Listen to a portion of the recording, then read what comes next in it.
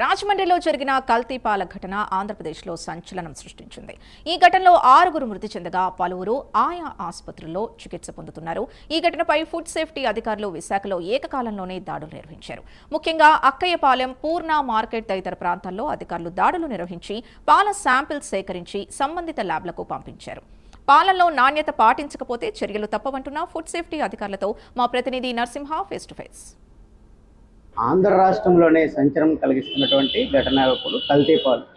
అదేవిధంగా రాజమండ్రిలో ఇప్పటికే పలువురు మృతి చెందగా పలువురు ఆసుపత్రుల్లో చికిత్స పొందుతున్నారు. ఈ నేపథ్యంలోనే విశాఖలోనే ఏకకాలంలోనే బుధవారం ఉదయము దాడులు నిర్వహిస్తున్నారు ఫుడ్ సేఫ్టీ అధికారులు.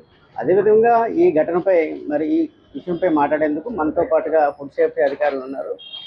చెప్పండి, ఈ అధికారులు మీరు ఇప్పుడు విశాఖపట్నంలోని ఎక్కడ చేస్తున్నారు తనిఖీలు, ఎందుకు చేస్తున్నారు, ఎవరు ఆదేశాల మేరకు చేస్తున్నారు?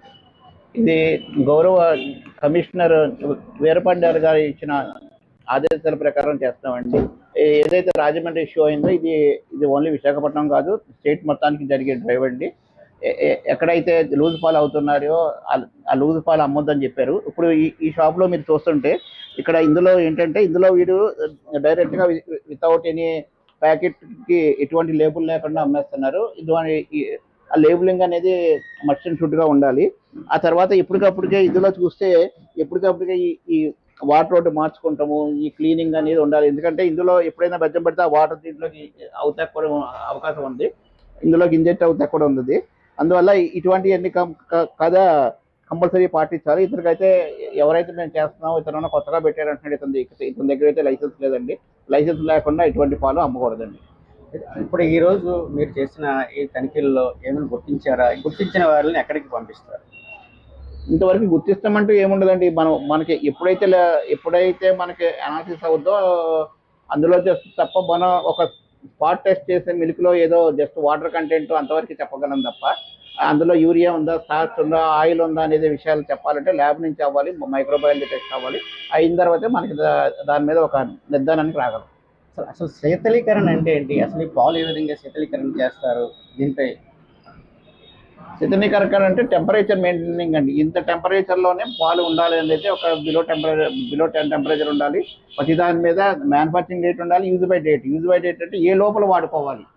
పాలకి అన్నిటికీ ఎక్స్పైరీ డేట్ ఉంటుంది, కానీ పాలకు వచ్చేటప్పటికల్లా ఇది పెరిషబుల్ ఐటమ్ కదా. యూజ్ బై డేట్ అంటే ఆ రోజు ఇవాళ 25వ తారీఖు అంటే 25వ తారీఖు కల్లా దాన్ని వాడటం మొదలెట్టాలి. అంటే 25వ తారీఖు నుంచి కాదు. అందుకే దానికి రాసే విధానం కూడా లేబులింగ్ కూడా మామూలు యూజ్ బై డేట్ అని వస్తుంది. ఇప్పుడు ఇందులో మీరు ఇక్కడ చూస్తుంటే ఇదైతే ప్యాకెట్ ఇందులో అయితే పోసారు, కానీ బాటిల్లో ఎటువంటి అడ్రస్ లేదు, ఎటువంటిది ఇది లేదండి. ఇలా ఉంటే ఇబ్బంది.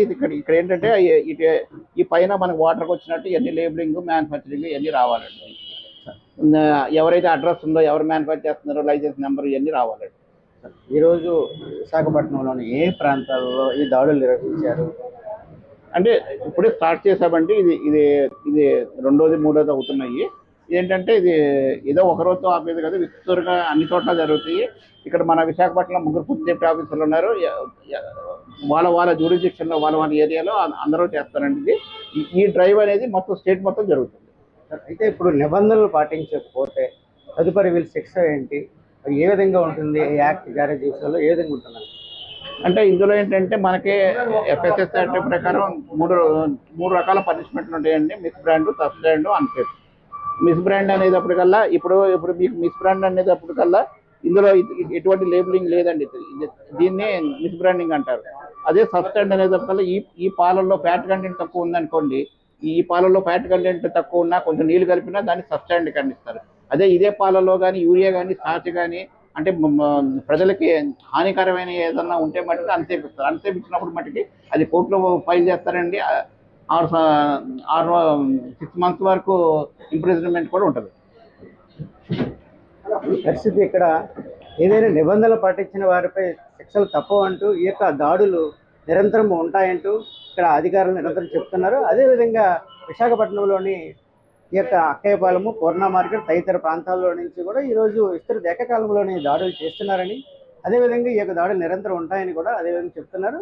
ఏదైనా నాణ్యత పాటించిన వారిపై తప్పనిసరిగా శిక్షలు ఉంటాయని చెప్పి కూడా అధికారులు చెప్తూ ఉన్నారు.